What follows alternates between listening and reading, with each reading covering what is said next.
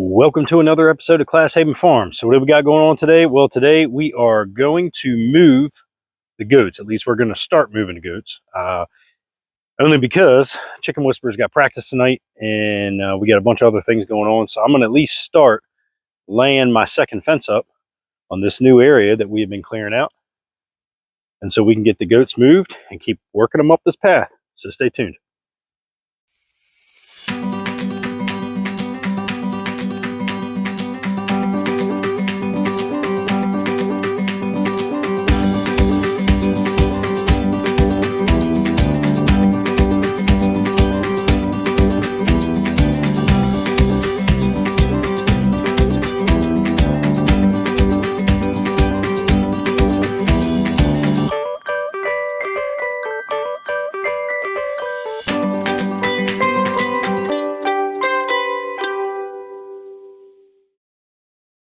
If this is your first time here at the channel, my name is Andy and this is Class Haven Farms, so welcome.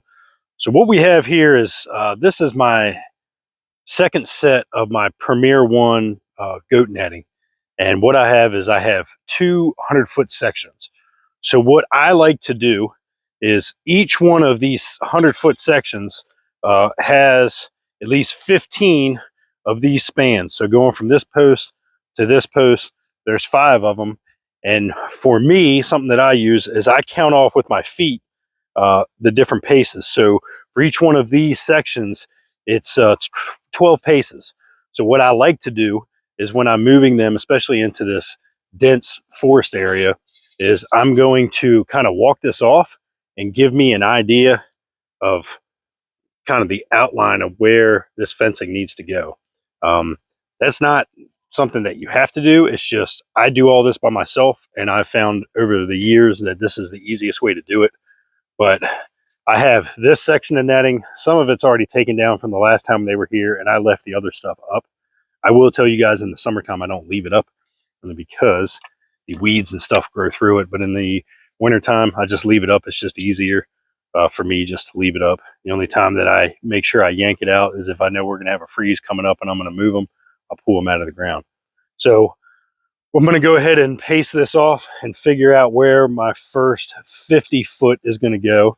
And then after that 50 foot, I'll make another angle and mark that out. So the game plan is right here. I'm going to start the next set of fencing and then just work it right up this path. I always like to butt up to the fencing that I currently have. That way it just makes it easier to move them down and around. So just roughly 3, 4, 5, 6, 7, 8, 9, 10, 11, 12, 13, 14, 15, 16.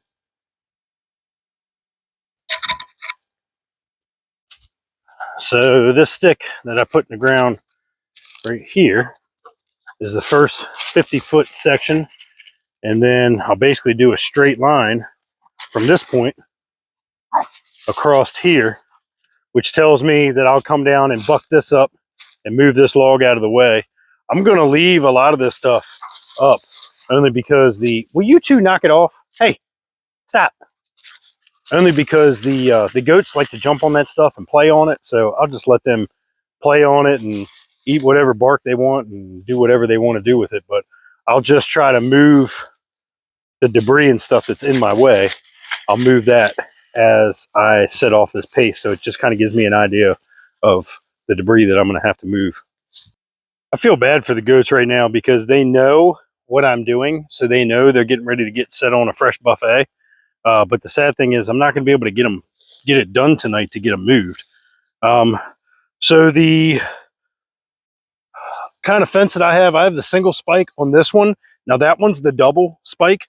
What I have learned is the single spike, it's a lot lighter for this kind of terrain that I'm going in with a lot of roots and things like that. I like the single spikes a lot better. I'll be okay putting it in here because this is pretty soft ground, so I won't have to, have that hard time trying to get these spikes in there. The double spike, the good thing about the double spike, a little bit more protection as far as predators if they get passed over the shock, being able to push it down to get through it. The double spike tends to stay up a lot stronger than these single spikes. If you're in hard soil, the double spike is nice because you can stand up and push it down. Where these ones, you kind of got to get your hand on the top of it, and you can't really get a good grip on it when you do it that way to get that force to push it in the ground. But the downfall to them, when you are putting the double spike in terrain like we're getting ready to go into with lots of roots and things like that, it kind of makes it a little harder because you got to try to find where there's not a root and work around it. Where the single spike, it's a lot easier. So I'll go ahead and start throwing these fence up. If you're gonna butt it up like I do, make sure you turn your existing fence off from past experience. And again, I'm doing this by myself, so this is how I have to try to do it. Sometimes I'll set these spikes in the ground, and if I didn't get it drove in the ground good, I'll make sure I come back over it, but I'll at least just get it set up. So this one here, when I was doing it, trying to hold the whole stack of spikes, I didn't get it good and pushed all the way down in the ground. So sometimes you just have to go back over it if you're holding that whole row. What I like to do is I like to lay these out after I get the first one in, so I can keep it somewhat tight, and then I can come back around and set them. Again, if you have somebody with you, it's a lot easier because they can set it, you can hold the tension, and you can walk it. But when you're doing it like I'm doing it by myself, this is just what I found to work for me. It's not the way you have to do it, it's just the way I found works for me.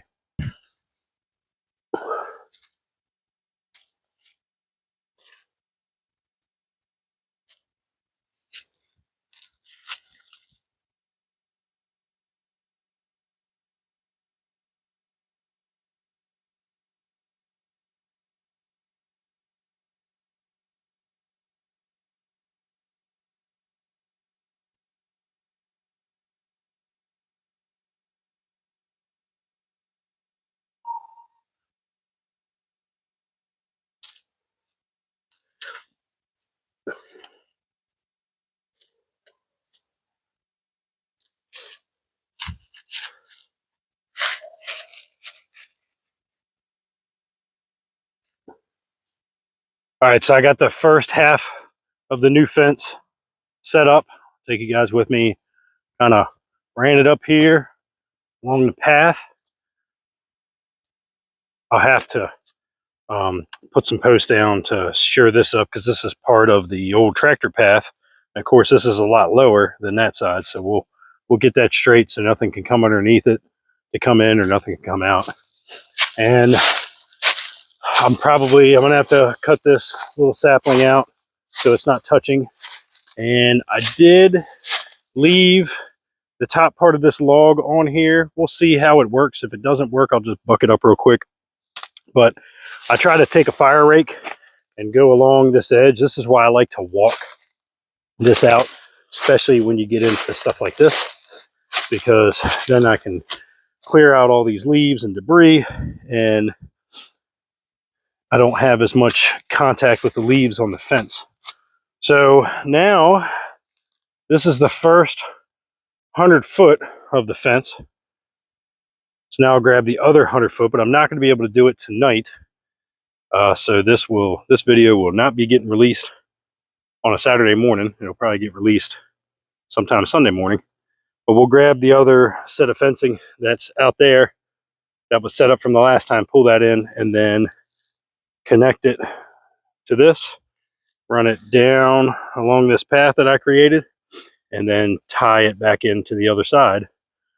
And then I'll open up the existing fencing, let the goats come in here. They are going to have a field day. They're going to love running on that log. That was another reason why I tried to leave it there. They love to run on stuff like that. So, yeah, that's it. And then we'll pick this back up tomorrow and get this part of the fence up. And then before I can put the other fence, I'll move the goat wagon. And I'm really, really debating on taking that tarp off, only because it's going to be like 65 tomorrow.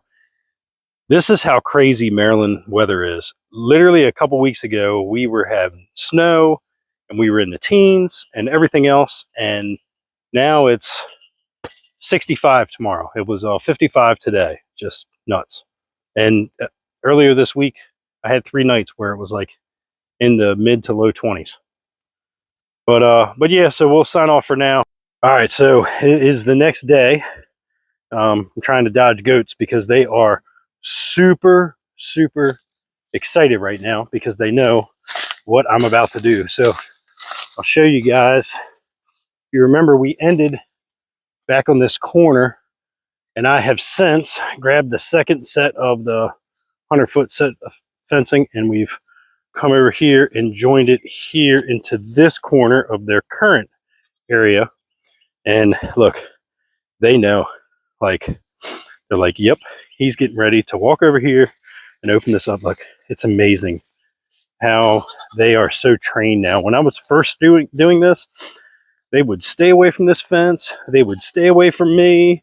They didn't know what was going on. But now I'm going to get you guys set up. I'm going to open up this section of fencing, and you'll get to watch them just go in here and explore all of this. So stay tuned. All right, Myth, you guys ready?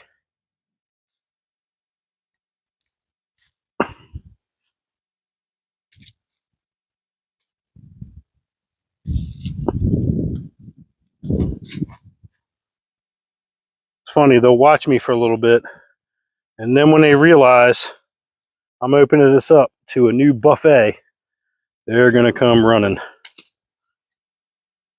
So these are the double spikes that I'm taking out, and sometimes they're a little harder to get out after they've been in the ground for a while.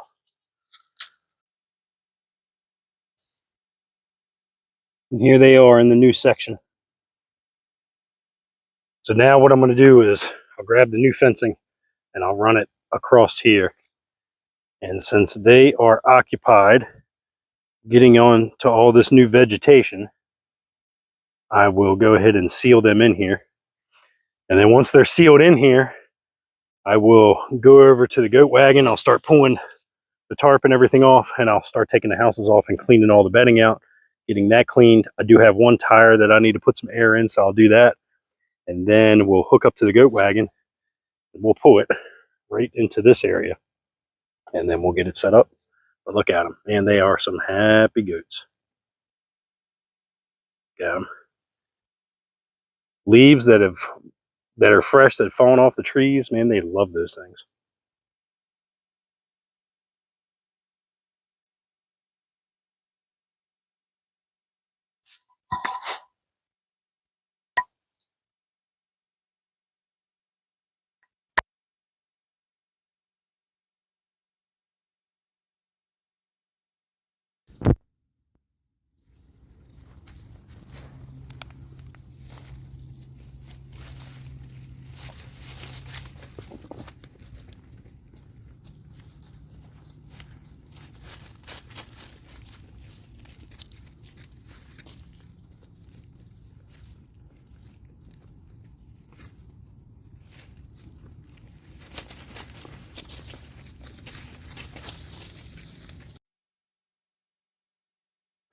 Now that the goats are moved and in their new area, I got to clean out the goat wagon. Now I will say, normally they spend about 4 weeks in a rotation before I move them again.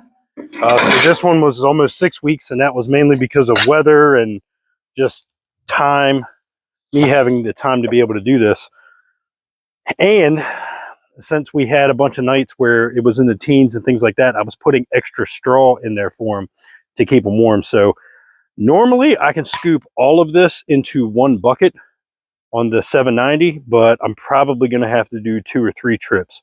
All of this stuff will go in for our compost. So again, we don't waste anything, but definitely between having 6 weeks rotation here on this and the extra bedding that I had to put in there just to keep them warm. As you can look in there, and there's a lot of bedding in there, but they definitely liked it, and it definitely helped when it got cold. So I'll go ahead and put you guys on a time lapse on this and get this thing cleaned up.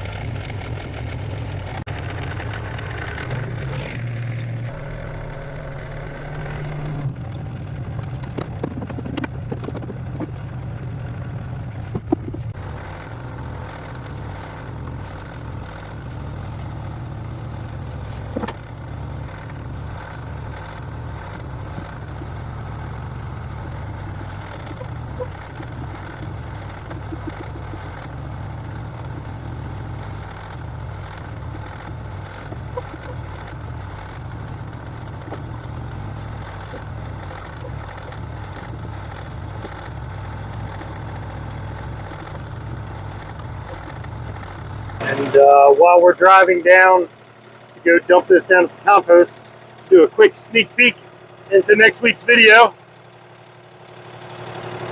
I don't want to give you too much, but Chicken Whisperer and the Lily Tamer gave me a hand earlier before they took lunch, so you guys will get to see that next week.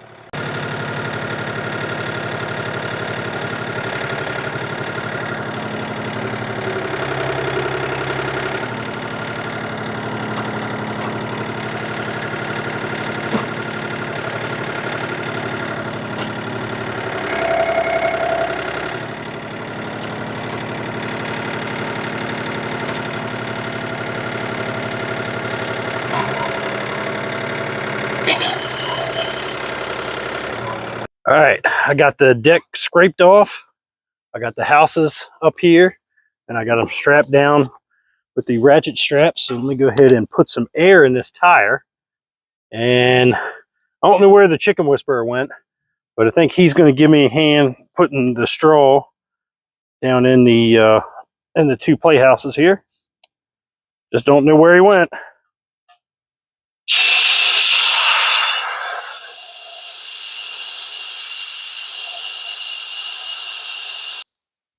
Well, I guess the Chicken Whisperer will show up eventually. We'll go ahead and get straw in here. I like to use straw, especially for the first time of putting bedding down. I do put their hay in here to feed them, so that way I can make sure I keep it dry. But as you guys know, with goats, a lot of times they waste a good bit of their hay. So I'll use that as bedding. But I like to always start off with a good bit of straw. And as you can see, I didn't put the tarp back on, only because I'm going to play it by ear. Oh, look, I'm going to flush something out. Oh, there he is. But I'm not, look, he's hanging out this door. Don't fall into the deck. But anyway, here, I'll help you out, buddy. I don't need you getting hurt. Ready? Oh. So I think right now I'm not going to put the tarp back on, only because, as I said today, it's like 60 degrees, and the rest of the week's not looking too bad. If it gets cold or we start having some cold weather, then maybe I'll put it back on. But I think for right now, I'm just going to leave it off. All right. Excuse me. So the tires are pumped up. Straw is down. Now I got to have my two helpers help me. We are going to put some feed in here for them. We're going to pick the fence up and move it. And I'm going to drive the tractor and the hay wagon through, and then unload that. I'll back the tractor out. They'll close everything off, and then we'll pick that big Christmas tree up and drop it down for an extra snack for the goats. All right, so we got them moved in, and the only thing that I have left to do here is Chicken Whisperer's bringing me some of the black posts so I can cover up some of these holes that we have. But other than that, we are good to go. They are moved and inside the fenced-in area. Thanks, buddy. And now we just gotta button up a couple things and we'll be good to go. All right, so we're done. Got the charger hooked up. That's tied in to the fence. I got our black post there, and we got the ramp on. We got feed and water down for them, and they're already starting to go up the ramp and check everything out. And yeah, so they'll be happy with this, and I'll be happy too, because the nice thing is, you see how this looks now. Well, it's going to look like this. So if you guys, I don't know if I showed you what this looked like before I moved them, but the nice thing about this is I can now bring the chipper in, chip this stuff up, clean this up, and that's the game plan, just to keep moving them up this trail. And every 4 weeks that I move them, then come behind them, and then I'll clean this area up. So some of these trees that are dead, that the tops are split out of, I'll clean all that stuff up and just try to get it to where some of these smaller trees that I want to try to keep have a chance to actually grow and get bigger. And some of these ones that are choking them out, like that poplar, might come down. So that way, some of these oak trees, and it looks like there's a couple hickory trees back there. So I want to try to keep a nice, diverse population of trees here in my woods. You know, that's the cool thing about it. You can do a lot of this stuff on your own, you know, and planning ahead and thinking about, all right, well, I burn with firewood, you know, I like to cook barbecue with certain kinds of firewood. So if I can keep some of that firewood here on the property and then harvest it when I need it for me, well, you can manage your own forest that way. So anyway, if you guys like this kind of stuff, make sure that you hit that like button, subscribe to the channel, make sure you follow us along. You can also follow us on Facebook and Instagram, and we put stuff on there. Try to put stuff on there, usually on the weekends, because that's when I have time. It's hard to do it during the week. But as always, I'll see you on the next one.